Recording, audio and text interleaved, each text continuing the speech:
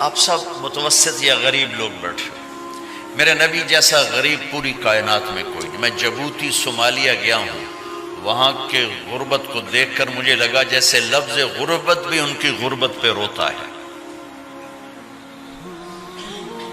ایسی غربت میں نے پورے پاکستان میں کہیں نہیں دیکھی جو میں نے جبوتی میں دیکھی، صومالیہ میں دیکھی، کیمرون میں دیکھی، چاڈ میں دیکھی، سوڈان میں دیکھی۔ 24 گھنٹے میں ایک دفعہ بھی کھانا نصیب نہیں۔ ہمارا غریب سے غریب آدمی 24 گھنٹے میں چولہا جلا بیٹھتا ہے، لیکن میرے نبی پر جو غربت آئی، کوئی ہے پوری دنیا میں تو اللہ نے مجھے پھرائی ہے جس کے گھر میں 2 مہینے چولہا نہ جلتا ہو۔ میرے نبی وہ فقیر تھے جن کے گھر میں 2 مہینے چولہا نہیں جلتا تھا۔ ایک رات آپ سوئے ہوئے، کبھی یوں کروڑ بدلے اور کبھی یوں کروڑ بدلے، بار بار حضرت عائشہ کے ساتھ۔ تو تھوڑی دیر کے بعد آپ تھوڑا سا آگے ہوئے اور چارپائی کی جو لکڑی ہوتی جس پر بان بنا ہوتا ہے، اس پہ پیٹ کو یوں فکس کر کے اور نیچے لٹک گیا، دھڑ آدھا نیچے لٹک۔ فَكَانَ قَابَ قَوْسَيْنِ أَوْ أَدْنَىٰ۔ واہ واہ واہ، کیا مقام ہے قاب قوسین، اور کیا حالات سے گزر رہے ہیں کہ یوں آدھا دھڑ نیچے لٹک گیا۔ ام عائشہ اٹھ کے بیٹھ گئیں، یا رسول اللہ خیریت کیوں؟ آپ اٹھ کے بیٹھے، کہا عائشہ بھوک بہت لگی، بھوک بہت لگی، اس لیے پریشر دیا تاکہ وہ جو بھوک کی طلب ہے نا میدے میں، اس کو پریس کیا، اس لیے پتھر باندھتے تھے کہ وہ پیچھے چلا جائے۔ اب مسجد میں تشریف فرما تھے، ایک صحابی نہ کر کہ یا رسول اللہ یہ دیکھیں، کپڑا ہٹایا، یہ دیکھیں میں نے پیٹ پہ پتھر باندھا۔ جن کے لیے کائنات بنائی، جنہیں اپنا حبیب کہا، جن کے چہرے کی قسمیں اٹھائیں، والضحیٰ، جن کی زلفوں کی قسمیں اٹھائیں، واللیل اذا سجا، جن کے منہ سے نکلے بول کی قسم اٹھائی، وقیلہ، جن کے کتاب کی قسم اٹھائی، والقرآن المجید، جن کے شہر کی قسم اٹھائی، وہذا البلد الامین۔ اتنی بڑی ہستی، آپ نے کہا ذرا ادھر دیکھو، آپ نے پیٹ سے کپڑا ہٹایا تو آپ نے 2 پتھر باندھے، دیکھو میں نے 2 باندھے۔ کوئی ایسا فقیر ہے دنیا میں؟ دکھاؤ۔ عائشہ بھوک بہت لگی تو اللہ کے تو حضرت عائشہ رونے لگی، کہ یا رسول اللہ پھر آپ اللہ سے مانگتے کیوں؟ کہ عائشہ نہیں مانگوں گا، اسی بھوک میں اللہ سے ملاقات نہیں مانگوں۔ مجھ سے پہلے میرے جو بھائی آئے انبیاء، وہ اسی فقر میں گئے، میں بھی اس فقر میں جاؤں گا۔ اپنے گھر میں یہ دکھ رکھا، اپنی اولاد کے ذبح ہونے کو قبول کیا تاکہ آئندہ آنے والی امت کا غریب طبقہ گلہ نہ کرے، شکوہ نہ کرے، حرام راستوں پہ نہ جائے، غلط راستوں پہ نہ جائے، اور مالدار فخر نہ کرے میں کوئی بڑا آدمی بن گیا ہوں، میری اتنی بڑی فیکٹری بن گئی ہے، میری اتنی بڑی کمائی ہو گئی ہے۔ یہ نہ یہ بڑائی کی چیز ہے، نہ وہ چھوٹائی کی چیز ہے۔ جس سے اللہ راضی ہے وہ بڑا ہے، جس سے اللہ ناراض ہے وہ چھوٹا ہے، چاہے غریب ہے چاہے مالدار ہے۔ حضرت عائشہ فرماتی ہیں بیٹا 2 مہینے گزر جاتے تھے، ہمارے گھر میں چولہا نہیں جلتا تھا، چولہا نہیں جلتا تھا، 2 ماہ گزر جاتے تھے۔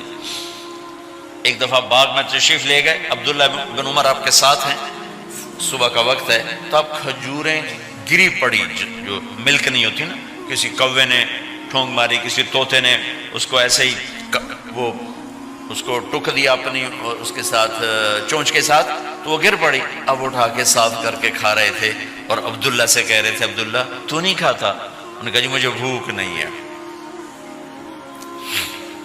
آپ نے کہا عبداللہ مجھے بھوک ہے، آج 4تھا دن ہے میں نے کچھ نہیں کھایا، 4تھا دن۔ تمہیں کوئی ہے جس کے ہاں 4 دن فاقہ چلتا ہو؟ آج 4تھا دن ہے میں نے کچھ نہیں کھایا۔ ہمارے دسترخوان پہ کتنا کھانا اٹھا کے کوڑے کے ڈھیر میں جاتا ہے، آج 4 دن گزر چکے ہیں میں نے کچھ نہیں کھایا۔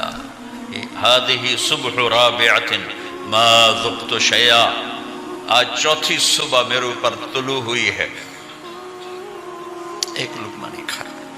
آپ مسجد میں بیٹھے تھے، کعب بن عجرہ آئے تو آپ کو دیکھ کر ایسے کہنے لگے یا رسول اللہ مالی اراکا متغیر اللون، یا رسول اللہ آپ کا چاند سا چہرہ چمکتا آج مرجھایا ہوا کیوں نظر آ رہا ہے؟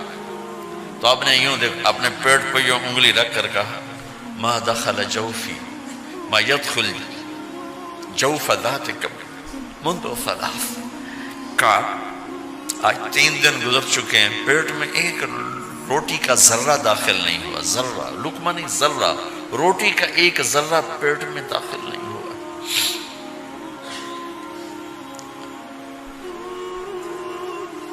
اور اتنی بڑی رسالت، اتنی بڑی نبوت،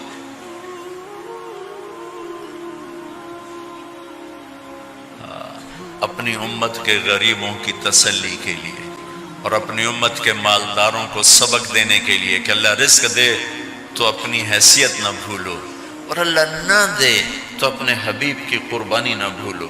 انہوں نے تو جان بوجھ کے یہ کیا، جان بوجھ کے، یہ نہیں کہ آپ کو کوئی تنگی اللہ کی طرف سے، جان بوجھ کے۔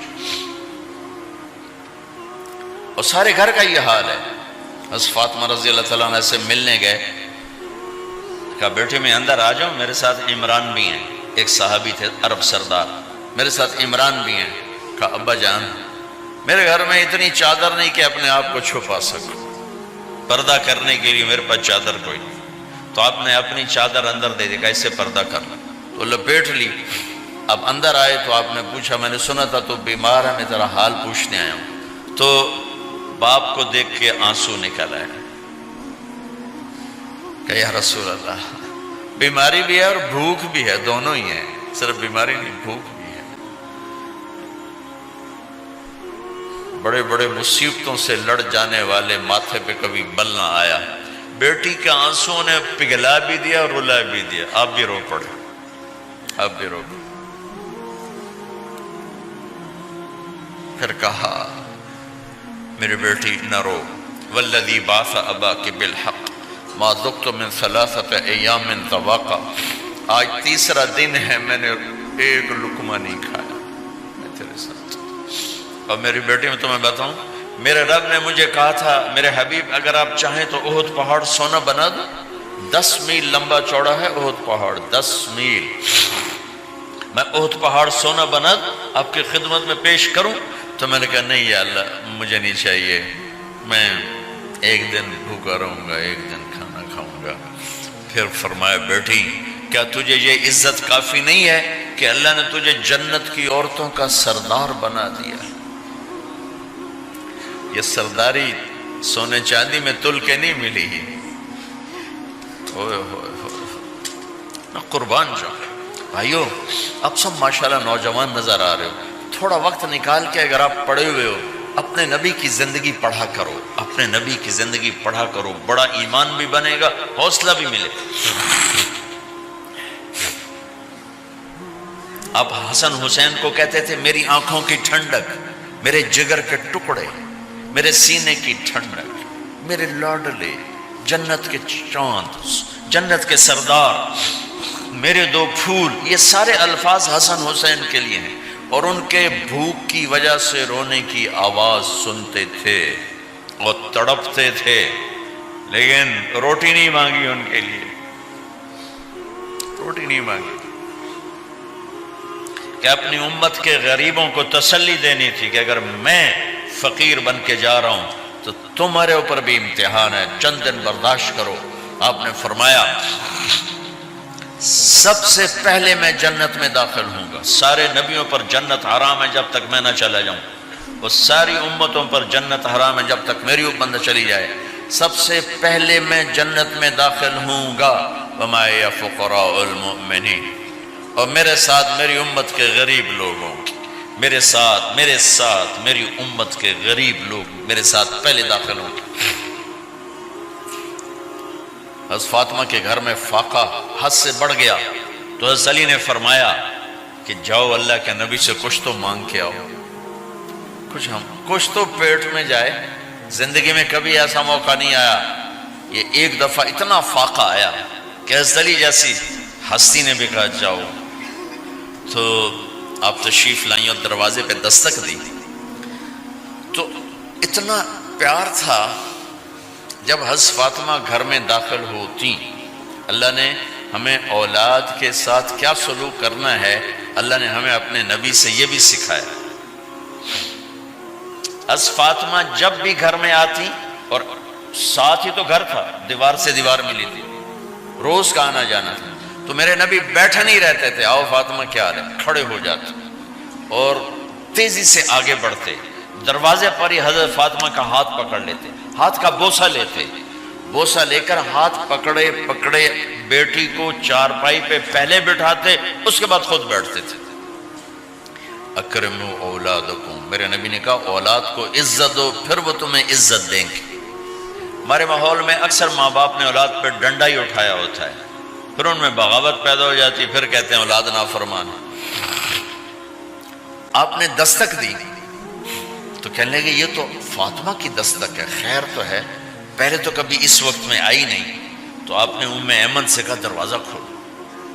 ام ایمن نے دروازہ کھولا تو آپ نے استقبال کیا، بٹھایا، پوچھا بیٹی کیا ہوا، اس وقت میں کیسے آئیں؟ کہ یا رسول اللہ بہت فقر ہے، بہت بھوک ہے، آپ کے پاس سنا کچھ مال آیا ہے، کچھ ہمیں بھی دے دیا جائے. اتنی صابر بیٹی زندگی میں ایک دفعہ بھوک کی شکایت لے کر آئیں، اور آگے باپ نے پھر پیپر لے لیا، پھر امتحان میں ڈال دیا. آپ نے کہا بیٹی میرے پاس 5 بکریاں کھڑی ہیں، دے دوں یا 5 دعائیں سکھا دوں؟ یہ بھی کوئی کتنا سخت موقع تھا، کتنا سخت موقع ہے کہ صبر کا پہاڑ بیٹی اتنی مجبور ہو کر آتی ہیں کہ یا رسول اللہ برا حال. تو میرے نبی کہتے بیٹی یہ بکریاں بھی لے جا، دعائیں بھی لے جا، دونوں جمع کر دیتے، یا دعائیں بعد میں سکھا دیتے، بکریاں دیتے، ایک تو دے دیتے. پر امت کے غریبوں کو تسلی دینی تھی، چونکہ امت میں اکثر طبقہ غریب ہوگا. تو آپ نے کہا بیٹی 5 بکریاں دوں یا 5 دعائیں دوں؟ تو وہ سمجھ گئیں اپنے باپ کے مزاج کو کہ ابا جان امتحان لے رہے ہیں. تو کہا ابا جان بکریاں چھوڑ دیں، مجھے دعائیں سکھا دیں، مجھے بکریاں نہیں چاہیے. بھوکے کی رات بھی گزر جاتی ہے اور بھوکے کا دن بھی ڈوب جاتا ہے. تو آپ کا چہرہ ایسے کھل گیا کہ میری بیٹی پاس ہو گئی. کہا بیٹی آپ تم دعا میں یہ کہا کرو یا اول الاولین یا آخر الاخرین یا ذا القوة المتین یا راحم المساکین یا ارحم الراحمین. یہ تیرے لیے 5 بکریوں سے اعلیٰ چیز. اب گھر واپس گئیں خالی ہاتھ. حضرت علی نے فرمایا تو کچھ بھی نہیں لائی؟ کہا نہیں لائی ہوں، بہت کچھ لائی ہوں. کہا کیا؟ کہا میں دنیا لینے گئی تھی، آخرت لے کے آ گئی. ذهبت للدنیا وجئت بالآخرہ. تو حضرت علی نے فرمایا تیرا آج کا دن سب سے اعلیٰ دن، خیر ایام کی حال. داماد کا امتحان لے لیا، حضرت علی کو بلا لیا، علی 5000 بکریاں دو کہ 5 دعائیں دوں؟ اس وہاں تو 5 بکریاں، اب 5000 کر دیں. علی 5000 بکریاں لیتے ہو یا 5 دعائیں لیتے؟ تو بھی سمجھ گئے کہ آج میرا محبوب مجھ سے امتحان لے رہا ہے کہ علی کتنا کو مضبوط ہے اپنے ایمان میں. اور فاقے میں نے بتا دی کیا گزر رہے. آدمی اپنی بھوک سہ لیتا ہے، اولاد کا رونا برداشت نہیں ہوتا ہے.